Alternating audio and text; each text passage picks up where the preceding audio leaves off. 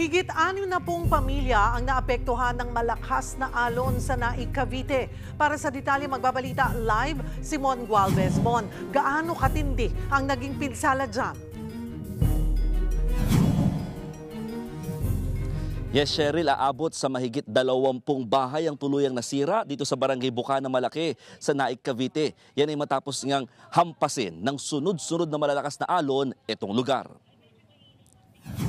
Durug-durug na mga gusali ng bahay. Tumagilid naman ang ilang konkretong tirahan, habang ang ilan tuluyan ng nawasak at hindi na mapakinabangan. Ito ang iniwang pinsala ng malalaking along humampas sa tabing dagat sa bayan ng Naik.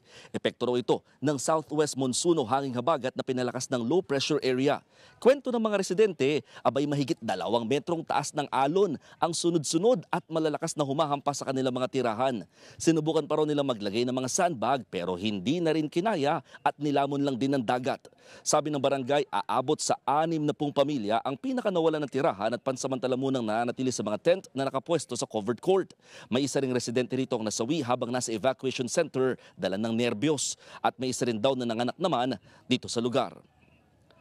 Sa ngayon, Cheryl, nakatutok ang lokal na pamahalaan ng Naik para agad matulungan ang mga apektadong pamilya. Pero nangangailangan pa rin sila dito ng mga pagkain, malinis sa inuming tubig at pinakahigit sa lahat tulong pinansyal para makapagsimulado ulit sila. Lalo na yung mga tuluyang nawalan ng mga bahay. Cheryl. Maraming salamat, Mon Gualvez.